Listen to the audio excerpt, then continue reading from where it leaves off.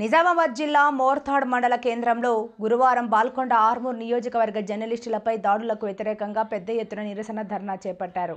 ఇటీవల ఎర్గడ్ల మండలం తాళ్లరాంపూర్ గ్రామంలో గౌడు కులస్తుల వీడీసీ సభ్యుల మధ్య జరిగిన గొడవను కవర్ చేయడానికి వెళ్లిన అశోక్ అమ్మ న్యూస్ జర్నలిస్టుపై జరిగిన దాడిని నిరసిస్తూ గత కొన్ని రోజుల కిందట భారతీ ఛానల్ రిపోర్టర్ సదాశివ్ మట్కా 5 వార్తలు రాసినందుకు అతని దుకాణంకు నిప్పు పెట్టిన వారిని కఠినంగా శిక్షించాలని మోర్తాడ్ మండల కేంద్రంలో జర్నలిస్టులు భారీ నిరసన కార్యక్రమం చేపట్టారు. మోర్తాడ్లోని NH 63పై జర్నలిస్టులు రోడ్డుపై బైఠాయించి రాస్తారోకో నిర్వహించి ధర్నా చేశారు. బాల్కొండ నియోజకవర్గంలోని ప్రింట్ ఎలక్ట్రానిక్ మీడియాకు చెందిన జర్నలిస్టులు మోర్తాడ్ తహసీల్దార్కు మోర్తాడ్ పోలీస్ స్టేషన్లో దరఖాస్తులు అందజేశారు. జర్నలిస్టులపై దాడికి పాల్పడిన వారిపై కఠిన చర్యలు తీసుకోవాలని వారు డిమాండ్ చేశారు. ఈ నిరసన కార్యక్రమానికి అంబేద్కర్ యువజన సంఘాలు, బీసీ, ఎస్సీ, ఎస్టీ ప్రజా సంఘ నాయకులు, ధర్మ సమాజ్ పార్టీ నాయకులు సంఘీభావం తెలిపారు. ఇట్టి నిరసన కార్యక్రమానికి బాల్కొండ నియోజకవర్గం ఎలక్ట్రానిక్ మరియు ప్రింట్ మీడియా జర్నలిస్టులు పాల్గొన్నారు.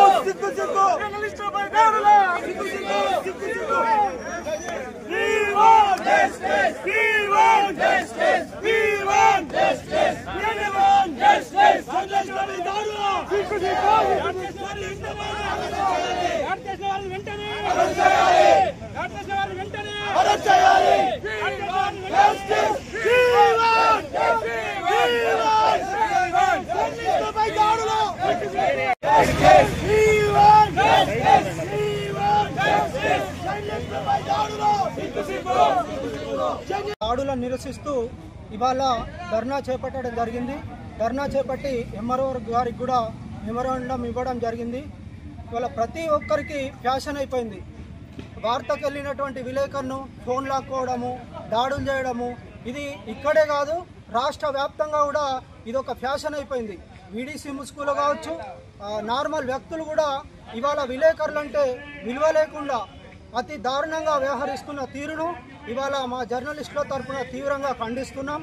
అదేవిధంగా మొన్న తాళ్లరాంపూర్లో జరిగినటువంటి కవరేజీకి వెళ్ళినటువంటి విలేకరిపై దాడిని కూడా తీవ్రంగా ఖండిస్తూ, అదేవిధంగా మొన్న మా పక్కనే భీమ్గల్ గ్రామంలో కూడా సదాశివ్ అనే విలేకరిపై వారి షాపును దగ్ధం చేసిన ఘటన కూడా మొన్ననే జరిగింది. ఇవన్నిటిని కూడా మేము ముక్త కంఠంతో తీవ్రంగా జర్నలిస్టులను ఖండిస్తున్నాం. తక్షణమే ప్రభుత్వం ఈ జర్నలిస్టులకు ఉన్న చట్టాలు కాకుండా ఇంకా అదనంగా చట్టాలు తెచ్చి విలేకరు అంటేనే ఒక గౌరవప్రదమైన వృత్తి, దీన్ని ఇంకా గౌరవంగా పెంచే విధంగా చట్టాలు చేసి మాకు సహాయంగా ఉండాలని ప్రభుత్వాన్ని ఈ సందర్భంగా కోరుతున్నాం.